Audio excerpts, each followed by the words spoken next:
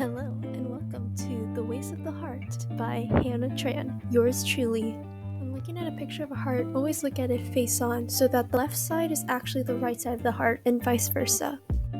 The heart is made up of cardiac muscle cells which are branched and striated.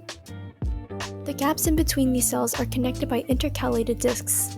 These provide bonds that are strong enough to withstand contractions of the heart. What's more, the heart is myogenic, which means that it is able to maintain a consistent pulse rhythm, helping the contraction of atria and ventricles.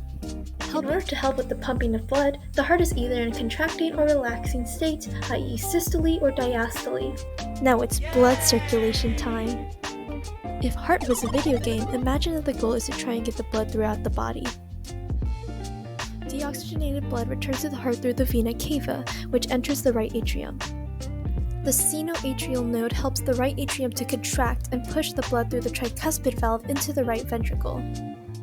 The right atrium then relaxes as the ventricles contract, pushing the blood through the pulmonary valve into the pulmonary artery. This deoxygenated blood gets reoxygenated in the lungs. Through the lungs, the blood is returned back as oxygenated blood. Through the pulmonary veins, the blood enters the left atrium. The left atrium then contracts, pushing the blood through the mitral valve into the left ventricle.